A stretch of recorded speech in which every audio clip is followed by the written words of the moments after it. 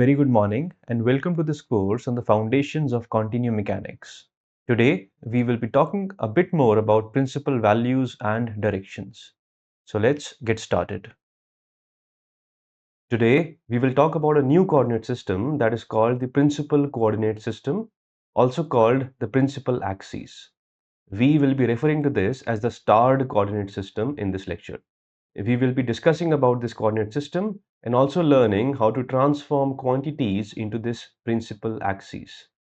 So before we start with the lecture content today, let us have a quick recap as to what we did in the first part of the discussion on principal values and directions.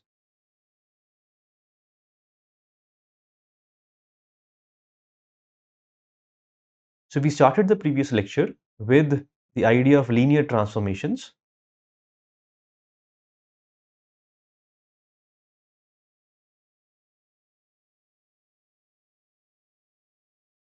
Then we talked about an experiment where we said that we get a vector v from applying a linear transform by multiplying sigma with some n hat. And then we said in the experiment we will rotate or we will change the value of n hat, and we noticed that there are some special n hat directions which are known as eigen directions or principal directions, where the vector v becomes equal to lambda times n hat. So when you multiply sigma with n hat, you end up getting a multiple of n hat. That is, the vector v is in the same direction as n hat. So we formed the eigenvalue problem.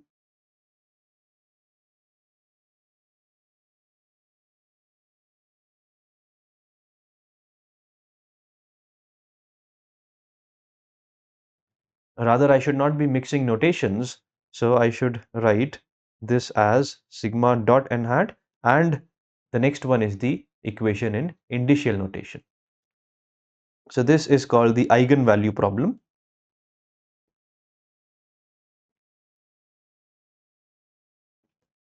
And the solution to this equation will give us or gives us the values of lambdas and n hats.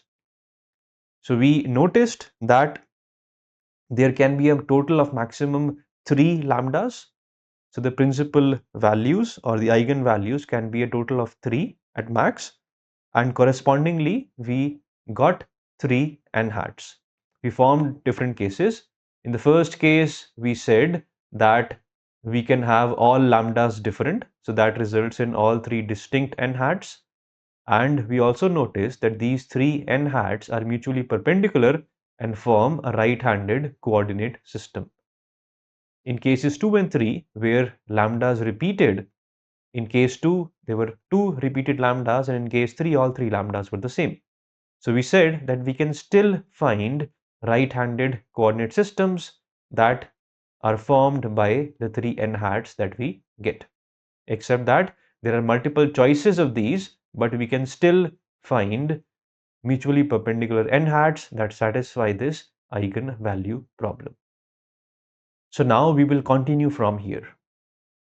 So let us draw our O, x1, x2 and x3 coordinate system, that is this one, and let's also draw the 3 n hats for a given sigma.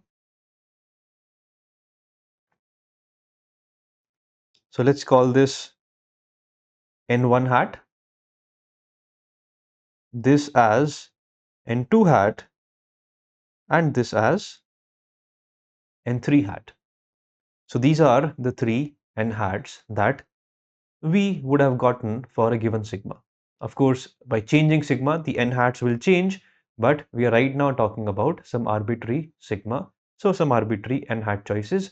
But it must be noted that they're all mutually perpendicular and they form a right-handed coordinate system. So since they form a right-handed coordinate system, I can call this x1 prime, this as x2 prime, and this as x3 prime, just as we did earlier when we did coordinate transformations. So this is again some sort of a rotated coordinate system from the base coordinate system. In fact, since this is not just any rotated coordinate system, this is a special one because this coordinate system coincides with the three eigen directions of sigma. So instead of using primes, we will use star in this case.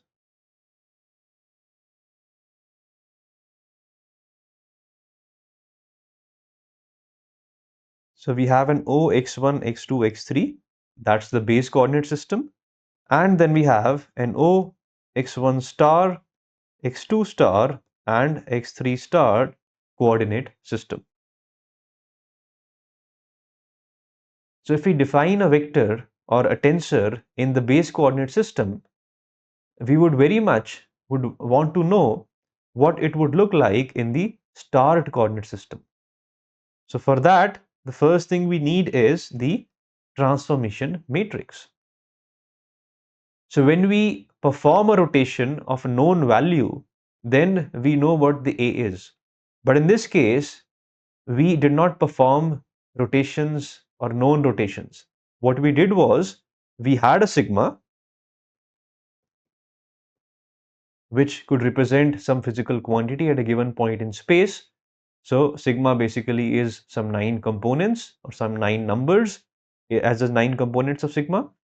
And from that sigma, we got the 3 n hats, n1 hat, n2 hat, and n3 hat, which are the 3 eigen directions or principal directions of the sigma. And from that, we formed a new coordinate system. So the question is, what is the matrix A that takes us from the base coordinate system to the starred coordinate system? So let us use the definition of the components of the transformation matrix.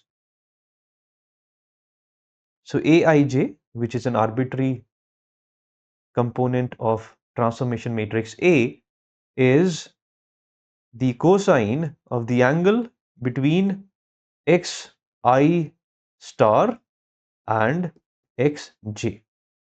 Instead of prime, we have a star here. So the first index goes to the starred coordinate system and the second index goes to the base coordinate system.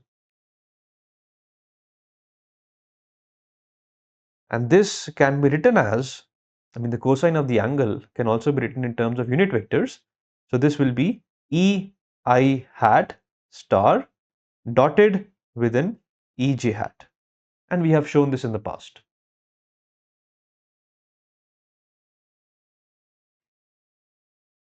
Now in this case, instead of calling them E1 star, E2 star and E3 star, we are calling them N1 hat, N2 hat and N3 hat. So I can write this as Ni hat dotted with an Ej hat. So let us now write the 9 components of the transformation matrix A.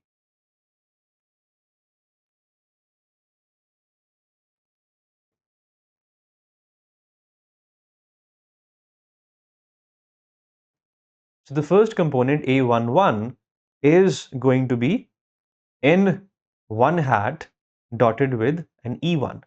So let's look at the figure.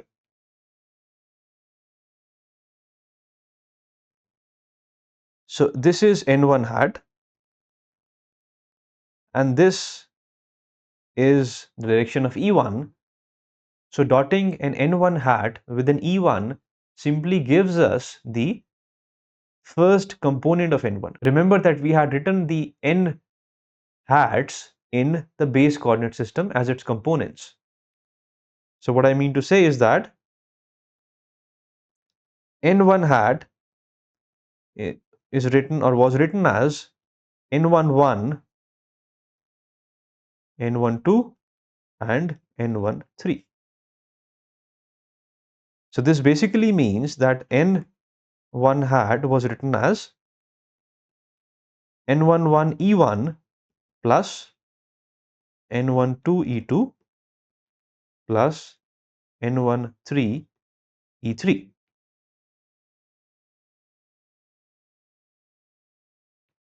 because earlier we were working only in the base coordinate system.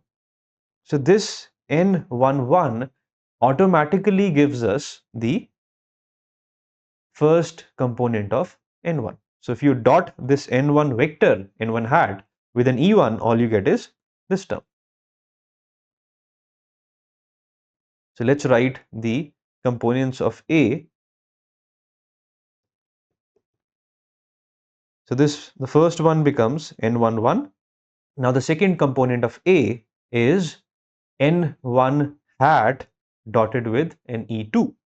So that simply becomes n12, and the third one becomes n13.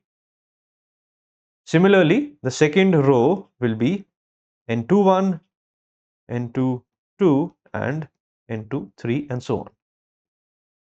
So in general, we can write the I comma jth component of the transformation matrix as n with a superscript I and j.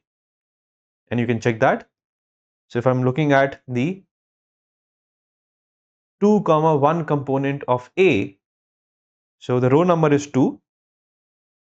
So this is 2 and this is 1. So it is n21 as shown here. All right. So this representation is something that we will be using in today's lecture. Now, time and again, we will be transforming our quantities to the starred coordinate system. Because this coordinate system is special, things become easier and simpler to work with in the starred coordinate system. And we'll see that later in the course. But as I said, this discussion is about the mathematics. So let's look at some interesting properties of these quantities. So let us look or check whether this transformation matrix A is orthogonal. Now we have shown that earlier for rotational transforms in general. So this should be the case for this as well. But for this general form in terms of the n hats, let us see if we can show that A times A transpose is identity.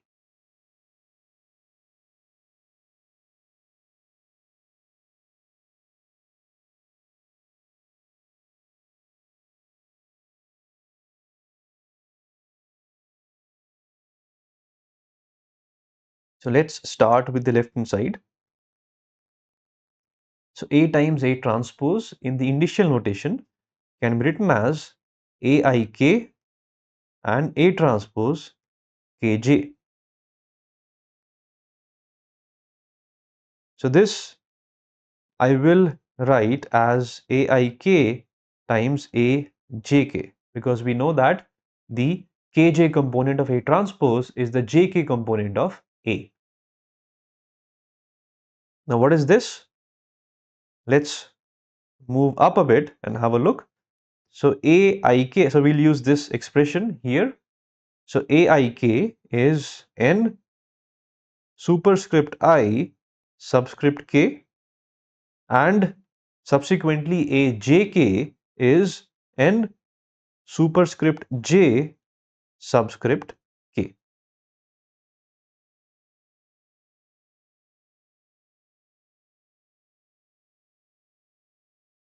And what is this? This, if you were to look at it from symbolic notation, this is the dot product between two vectors. Because remember, n is a vector. Now this may be slightly confusing because you have an index going up in the n, but with experience you'll get used to it. So this is equal to the dot product between the vector ni and the vector nj. Now I, j and k can take values, I and j can take values 1, 2 and 3. So if you're talking about n1 dot n1, that's basically, let me show you the figure again. So in this figure, we have this is n1 hat, and this is n2 hat, and this is n3 hat. So I and j can take values 1, 2 and 3, and correspondingly you will have the different values for the dot products. Right. So let's see where we can proceed from here. So depending on keeping it general in I and j, we can say that this actually is equal to delta ij, because n hat I dotted with an n hat j is equal to 1 if I equals j, and this is equal to 0 if I is not equal to j. And you can see that because they are three mutually perpendicular unit vectors.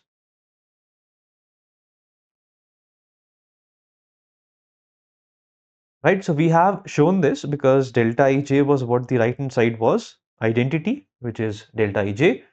So this completes the proof that, or this completes the solution that we were able to check that the matrix A is indeed orthogonal for us.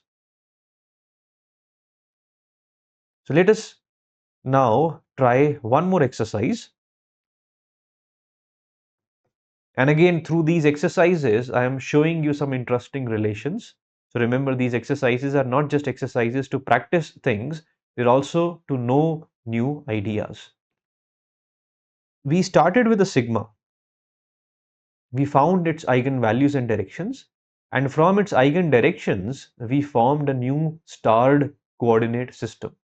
Now the question is, if I try to transform this sigma into its own starred coordinate system to get a sigma star, what will this sigma star look like? Right, so I'll repeat the question. What happens when you transform a sigma to its own eigen coordinate system? Let's write it down.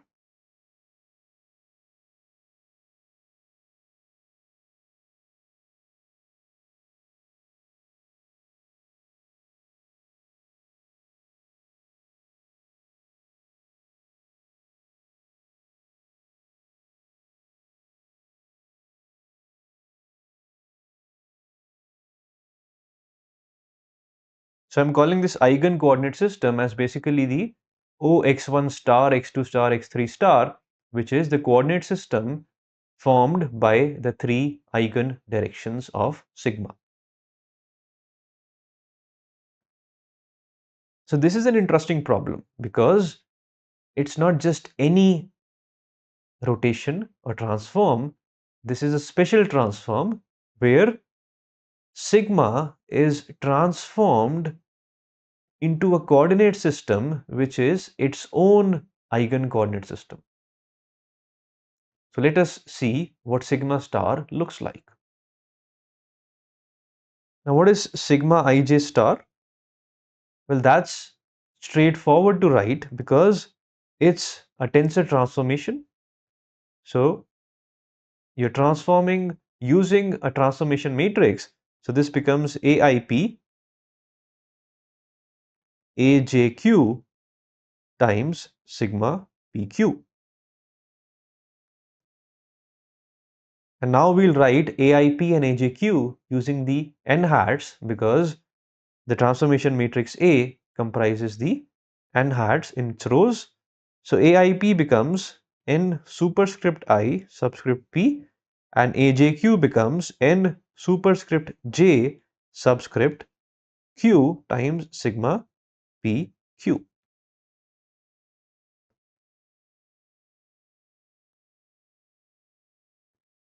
Now how do we proceed from here?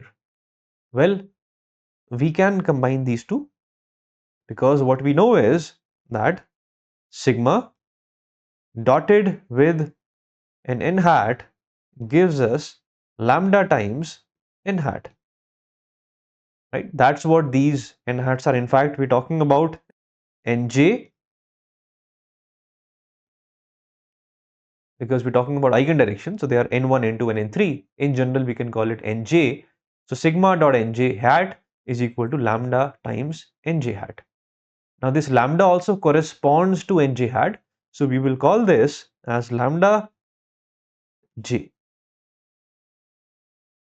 Now you must remember that this is not an index as such. So there's no summation on J on the right hand side. Now this is something which may be confusing right now, and rightly so. But if you think about what this expression means, this is simply some lambda times nj hat. So we had an index on the left hand side, that's j, that goes with the n hat on the right hand side, but the subscript of lambda is not an index that we'll sum upon. If you're too confused about it, you can just not write it, and that's good enough for now. But we'll retain this index for lambda to get a practice on this. So now what we have here is NPI, and then this, I'll write it in this form, NPQ, NQJ. So we can see that this is a dot product between a tensor sigma and a vector n hat. So this becomes lambda j, again remember j is not an index here, times n j p.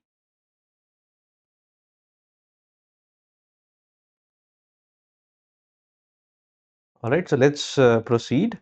Now I'll keep the lambda j on the left hand side because that's just a scalar, and then we have an np times np, where the superscript of the first np is I and the superscript of second np is j.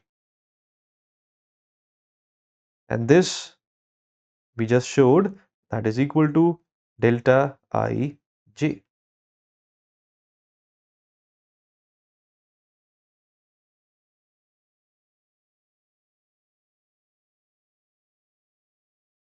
All right, so we have gotten a form for sigma star. So this is interesting. So if I write this in the expanded matrix form, what this looks like is, so delta 1 1 is a 1, delta 2 2 is a 1, sorry, and a delta 3 3 is a 1, and all the others are zeros. But we are multiplying that by a lambda j. So if you're talking about delta 1 1, which is corresponding to this j, so this is actually lambda 1. If we talk about delta 2 2, that's actually being multiplied by a lambda 2. So this actually is lambda 2. And then we have a delta 3 3, which is being multiplied by a lambda 3.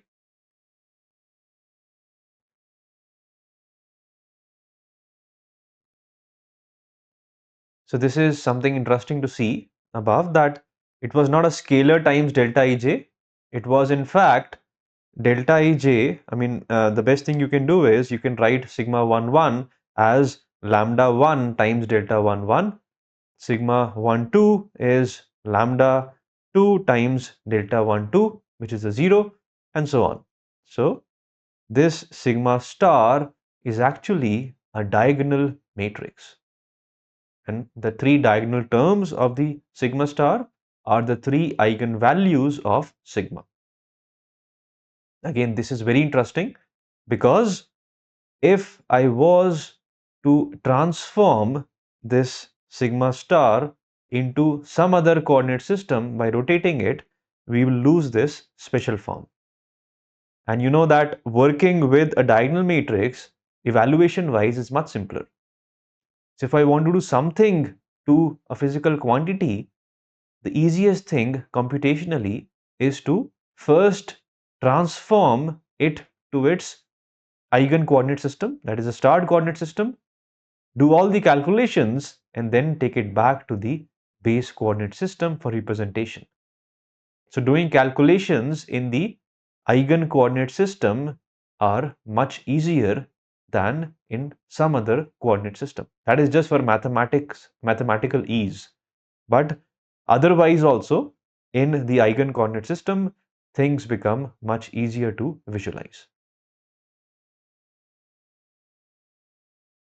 So what we have seen is that when you transform a matrix or a tensor, a second order tensor, which is symmetric and real valued, into its own eigen coordinate system, what you get is a diagonal matrix comprising the three eigenvalues of the tensor. So this brings us to the end of this lecture and also an end to the discussion on principal values and directions. Of course, we'll take it up again when we talk about stress in the coming week. But for now, we have been able to show that the eigenvalues and eigendirections can be found out by solving the eigenvalue problem. And we have seen some interesting properties when you work in the eigen coordinate system. This eigen coordinate system that we have been talking about in the lecture today, also being referred to as the starred coordinate system, has a name. It is actually called as the principal coordinate system or the principal axes.